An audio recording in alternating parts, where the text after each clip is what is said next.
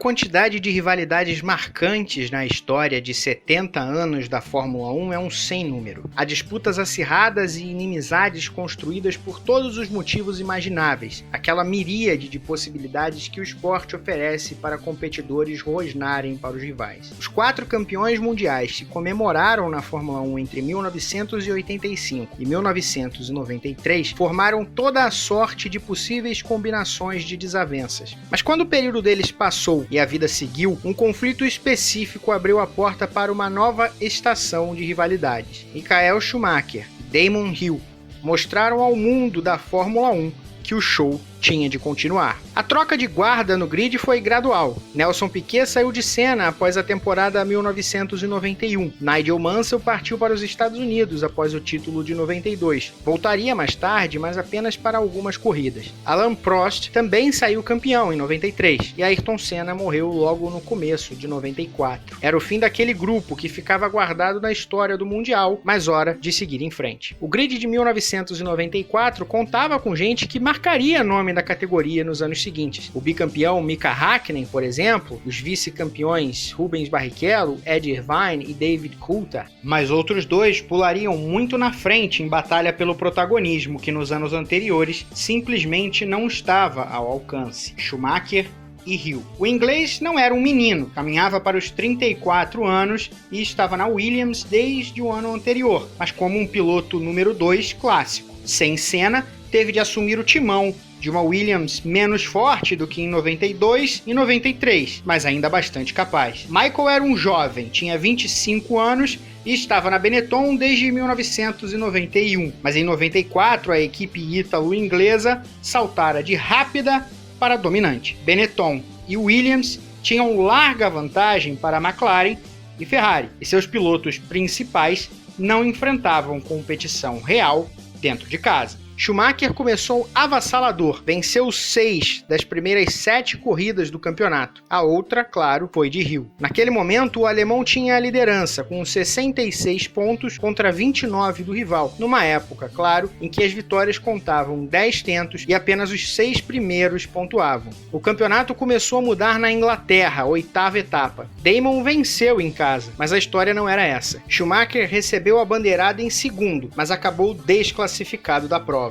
Após passar Hill na volta de apresentação, o piloto alemão recebeu um stop and go de 5 segundos. Flávio Briatore, chefe da Benetton, ordenou que ficasse na pista. O limite para cumprir a punição era de 3 voltas e foi desrespeitado. Schumacher então recebeu a bandeira preta de desclassificação. A Benetton seguiu ignorando enquanto tentava negociar para evitar a penalização. Quando enfim foi ao pit lane, cumpriu apenas o stop and go. Foi até o fim. Terminou em segundo, mas estava fora. E a FIA foi além, suspendeu Schumacher por 2 corridas. A equipe entrou com uma apelação e permitiu que Michael fizesse as 3 provas seguintes. Abandonou na Alemanha com um problema de motor, venceu na Hungria e foi novamente desclassificado na Bélgica, agora por conta de um desgaste excessivo da tábua aerodinâmica de madeira colocada embaixo dos carros. A Benetton argumentou que a culpa era de uma rodada de Schumacher durante a prova, que havia feito a tábua ralar na zebra. Não adiantou. Hill herdou a vitória e venceu também na Itália e em Portugal, nas 2 provas onde, após o Tribunal de Apelação da FIA confirmar a punição, Schumacher foi obrigado a assistir o rival se aproximar assustadoramente. O campeonato, que parecia liquidado, agora tinha Schumacher com um mísero ponto de vantagem e 3 provas para o fim. Dias antes do GP da Europa, em Jerez, Schumacher exterminou a cordialidade. Disse que não enxergava Hill como piloto de primeira classe. Damon se furtou de responder com agressividade. Lembrou de Graham Hill. Meu pai venceu Jim Clark. São exemplos como esse que mostram que você precisa vestir uma perna da calça de cada vez.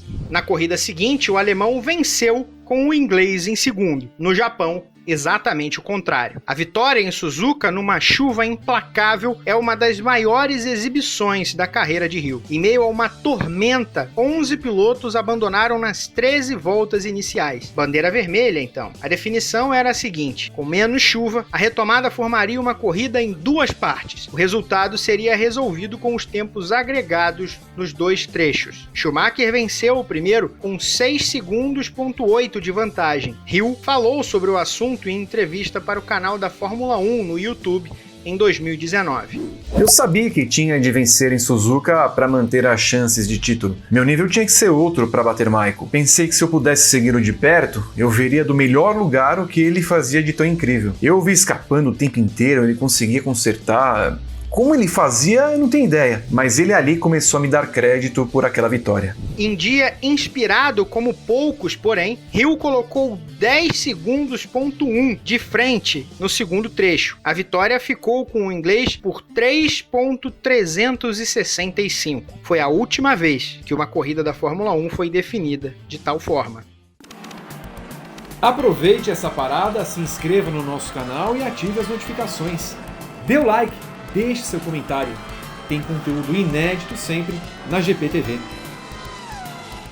Os dois, então, iam para o encerramento do ano, na pista de rua de Adelaide, na Austrália, com o alemão 1 ponto na frente. O Benetton B194 daquele ano foi alvo de uma chuva de acusações durante toda a temporada. O incêndio no carro de Jos Verstappen, no GP da Alemanha, deu margem para a comprovação de que a equipe removera um filtro do sistema de reabastecimento, o que aumentava o fluxo de combustível em 12,5% e tornava o pit stop, assim, mais rápido. Mas a Benetton apontou para algo que acontecera meses antes. A Intertechnic, empresa que supervisionava tudo relacionado ao reabastecimento, permitira oficialmente que a Larrousse fizesse exatamente o mesmo. A Benetton não chegou a pedir permissão, mas usou o caso para justificar. Afinal, se alguma equipe tinha o direito de fazer, por que outras não teriam? Deu certo. A equipe foi julgada culpada, mas saiu sem punição esportiva. Por conta das mudanças de regulamento naquele ano, extremamente agressivas, várias das equipes foram acusadas de contar com irregularidades. A McLaren, por exemplo, utilizou de câmbio automático, outra coisa proibida a partir daquele ano. Benetton e Ferrari contavam com o controle de tração, afirmavam, assim como a Williams contaria com um sistema ilegal de direção assistida. A FIA jamais provou. Chegou a visitar a fábrica da Cosworth, que produzira os motores Ford da equipe ítalo-inglesa para a temporada 94, mas saiu de lá satisfeita com as explicações. Os sistemas projetados um ano antes estavam sim no motor, mas não podiam ser utilizados. Em 2015, William Tutt, diretor de aerodinâmica da Benetton nos anos 90, escreveu um artigo chamado How Rotational Inertia Led to Traction Control. Em português, algo como a inércia rotacional levou ao controle de tração. No artigo, explica que a Benetton tinha sim um controle de tração, mas que era legal. O sistema não utilizava os proibidos sensores eletrônicos nas rodas. O que fazia, em vez disso, era aproveitar a subida dos giros do motor para improvisar algo com um efeito semelhante, dentro da letra da lei, pois, e segundo ele, adotado pela maioria das equipes no decorrer de 94. A Benetton, acuada e acusada, tentava se manter de pé no ano em que partia para o nocaute das gigantes Williams, McLaren e Ferrari. Das 16 provas do campeonato, Schumacher foi excluído de lutar em 4, desclassificado em 2 GPs e suspenso por outros 2. Das 12 corridas restantes, foi primeiro ou segundo colocado em 10. O campeonato chegou a Adelaide. Schumacher precisava apenas chegar na frente, mas Hill seria campeão se vencesse ou chegasse em segundo com o rival atrás. O alemão bateu forte no classificatório e saiu reclamando das zebras altas da pista. Quem também rosnava era Damon, insatisfeito com o salário de novato que recebia da equipe que tentava manter campeã mundial. Mansell, a cada corrida avulsa em que participava, recebia mais que o postulante ao título pela temporada completa. Na pista, a pole ficou com Mansell, que voltara a Williams para encerrar aquele ano. Fez apenas 4 provas que não tinham conflito de datas com a Indy para ajudar a marca inglesa a faturar o Mundial de Construtores. O que aconteceu? Schumacher era o segundo, Hill o terceiro. Mansell largou mal e parou em quinto. Em 2014, durante entrevista concedida para a revista inglesa Auto Sport, falou que a largada ruim não era exatamente um descuido.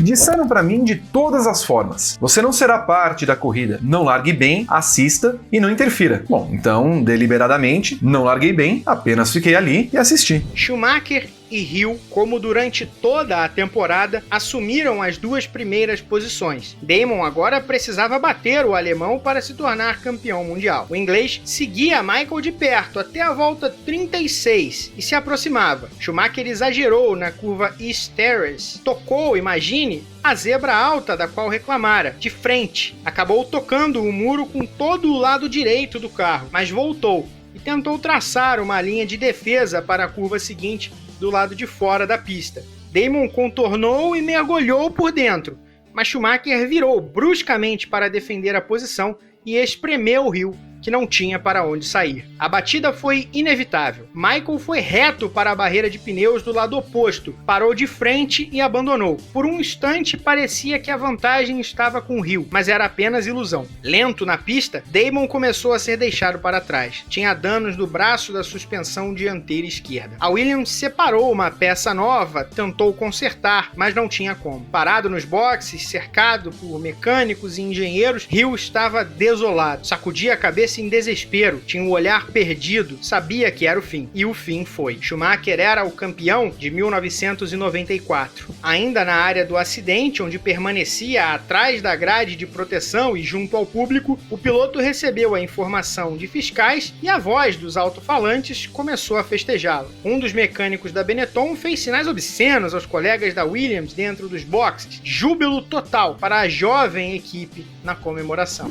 Meu carro era difícil de guiar. Saía muito de traseira, mas eu consegui segurar Damon. Então eu bati e saí do traçado. Tive de andar na grama, não consegui evitar o muro. De volta à pista, tentei fazer a próxima curva quando vi Damon bem ao meu lado. Nós nos tocamos. Meu carro subiu ao ar e aí veio o pior momento. Ficar atrás do muro, não poder continuar enquanto ele seguia na corrida. Mas vi Mansell passar na frente sem Hill atrás. Entendi. Bom, eu sou o campeão do mundo. Antes da temporada, sabíamos que tínhamos um bom carro, mas não esperávamos que ele fosse tão bom assim. Aproveitou, na mesma coletiva de imprensa da FIA, para exaltar o rival e se desculpar pelo joguete mental travestido de descabida provocação de semanas antes. Foi de primeiro nível, principalmente nas últimas duas corridas. Eu tenho de pedir desculpas a ele. Andei falando bobagens. Afirmei que ele não era um adversário à altura. Tenho de dar os parabéns pelo trabalho dele. Já o resignado Damon falava em tom diferente. Dei tudo o que pude nessa corrida. Tudo que eu posso dizer agora é que não terminou da melhor maneira para mim. Schumacher certamente sentiu a pressão sobre ele. Daí a escapada. Vi a oportunidade de passar, tive de tentar. Você precisa correr alguns riscos. Eu cheguei aqui com a desvantagem de 1 ponto e tinha de correr o risco. Fiquei surpreso, mas na verdade era o que ele tinha de fazer. Na época, Hill se negou a acusar Schumacher. Demorou algum tempo para que tratasse com naturalidade o que a imprensa inglesa sempre defendeu, que a batida foi proposital. Tanto que, mesmo sem ser campeão, Damon foi eleito a personalidade esportiva do ano pela TV inglesa BBC em 1994. Em 2019, lembrou da situação. Eu não esperava que Michael estaria preparado para me tirar da corrida se eu fosse passá-lo. Hoje diria que seria uma discussão na equipe antes da corrida, porque a Benetton precisava ser campeã. Eles não iam deixar passar. Na posição dele, o que eu teria feito? Eu não sei. O fim do campeonato de 94 não encerraria os desentendimentos entre os dois. As rusgas jamais cessaram enquanto dividiram o grid. A temporada de 1995 teria uma Benetton imbatível, enquanto a Williams apenas assistia ao rolo compressor verde e azul desfilar a caminho de um destino imparável. Mesmo assim, era Hill quem conseguia incomodar hora ou outra. Por exemplo, na França, quando o inglês fez a pole position e liderava a corrida com o alemão por perto. Para Schumacher, Hill fez o brake test com ele, diminuindo a velocidade de maneira proposital. Era a primeira fagulha da velha fogueira. Damon também largou na pole do GP da Inglaterra e segurou a dianteira inicialmente. Com a estratégia de apenas uma parada nos boxes, Michael passou no pit stop. Os dois brigavam pela vitória nas últimas voltas, quando o Hill, de pneus mais novos, mergulhou por dentro na curva Stowe para ultrapassar Schumacher. Michael se defendeu com uma freada um pouco cedo, e Hill foi bastante otimista para tentar a manobra. A colisão foi firme, jogou os dois para a brita e terminou com a prova de ambos. O alemão saiu, como no ditado popular, cuspindo fogo pelas ventas.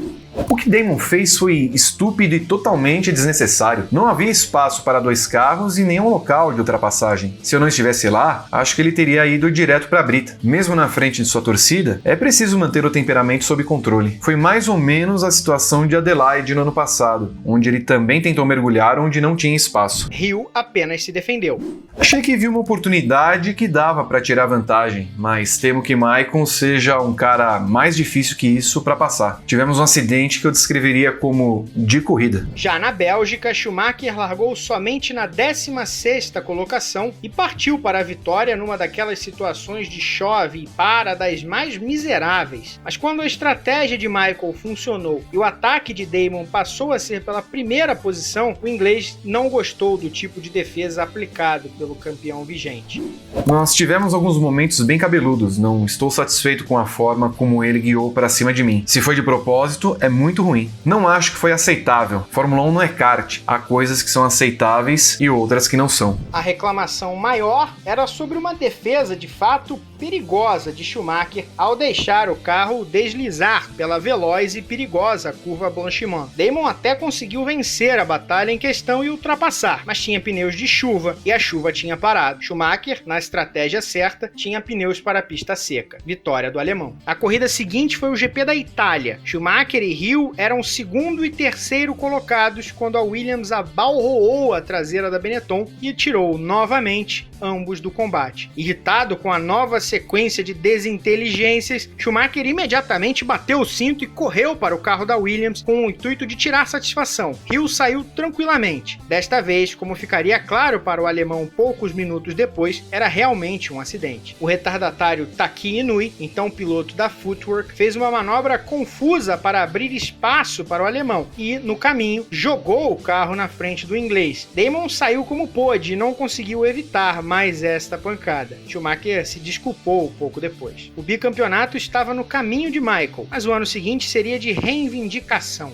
1996 foi um ano da Williams, e enquanto Hill controlava o novo companheiro Jacques Villeneuve no caminho para o título mundial, Schumacher tentava se encaixar na Ferrari.